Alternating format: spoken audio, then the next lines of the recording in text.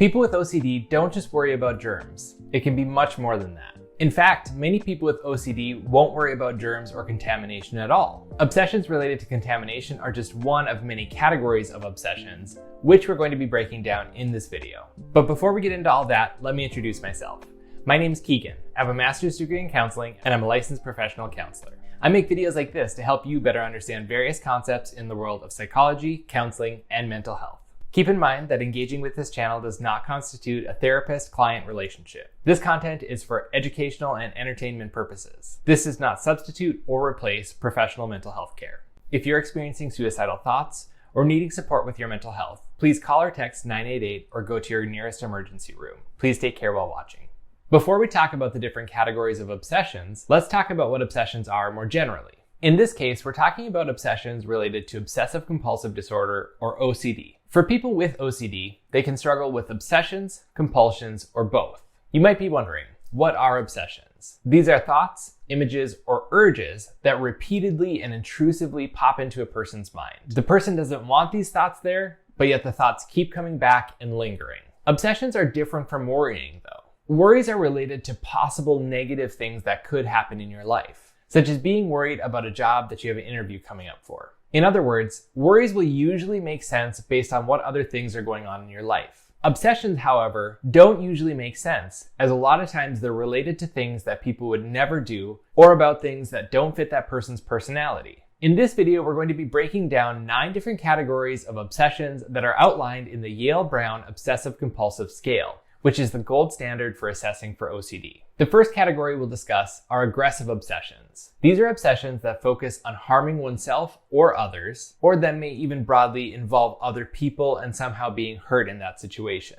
For example, some people may struggle with holding a fork, fearing that they may harm themselves or somebody else with that fork. Keep in mind, the person doesn't want to do this. Instead, the person might have these intrusive thoughts, images, or urges, and because they don't want to do them, that's what makes the obsession so powerful, is that they have these things that are in their mind that they don't want to do, and struggle to understand why those things would be in their mind then. Also in the aggressive category, people may have obsessive thoughts about poisoning themselves or somebody else. They may also fear that they won't notice that somebody around them needs help and then wouldn't provide the help because they don't see it. In some cases, people may fear that they'll act on an impulse, such as driving into oncoming traffic. Second is the contamination category. This is the category that we see with OCD more stereotypically. In this case, people may generally worry about contamination or germs. This could be something like fearing that they're going to come into contact with bodily fluids in a public restroom and catch a disease from that. They may also have concerns about touching a doorknob or shaking somebody's hands because they may come into contact with germs doing this. The person may have fears about radon, asbestos, or other toxic substances, and worrying that they're going to come into contact with these. Often people with these obsessions are going to worry about getting sick themselves or that they're going to pass on sickness to other people. Before we get into the third category, I want to again mention that obsessions are not things that people want to do. Instead, these are just images, thoughts, or urges that the person doesn't want to do, they don't know why those thoughts are there, and that's what gives the obsession so much power. With that, the third category are sexual obsessions. For people struggling with obsessions in this category, they may fear that they're going to be sexually violent toward another person, and in some cases, these fears will specifically be related to children. Some people may struggle with sexually violent images that they can't get out of their mind. In some cases, these thoughts, images, or urges may specifically come up related to family or friends. Another form of sexual obsessions that people can have are related to sexual orientation. In this case, the person would need to have confidence in their sexual orientation. They may then fear that they have their sexual orientation wrong, or that something could happen that would change their sexual orientation.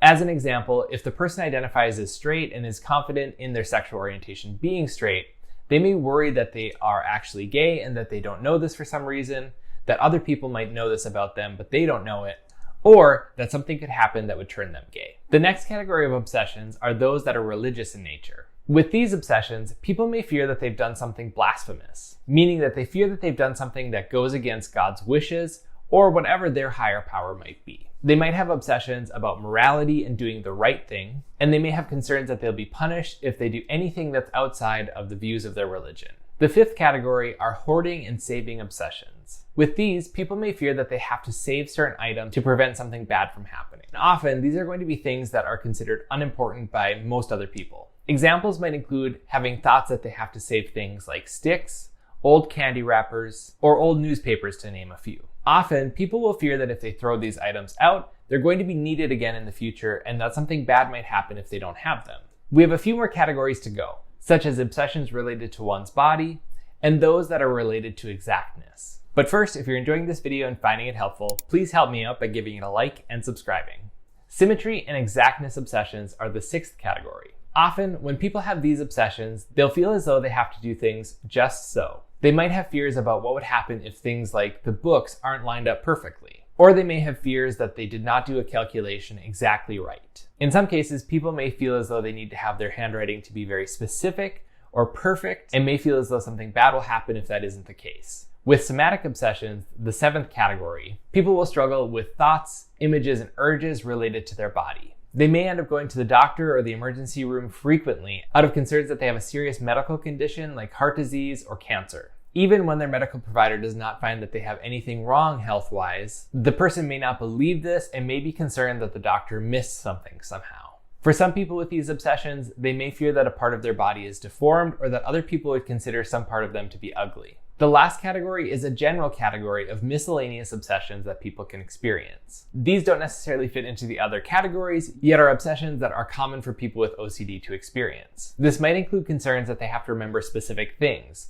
like license plates on the cars that drive past them. It might include fears related to things that are more superstitious, like blood, the number 13, black cats, or cemeteries. It could also include general obsessions about death or things associated with death, such as a hearse. For some people, they may have obsessive nonsense sounds, words, numbers, or music that dominate their mind. This is a general overview of the different categories of obsessions that exist. This was definitely not a full list of obsessions that people can experience, but hopefully this helps you get a better understanding of the wide variety of obsessions that people can experience. That brings us to the end of this video. I hope that you found it helpful. While you're here, make sure that you check out some of the other videos on my channel. Thank you so much for watching.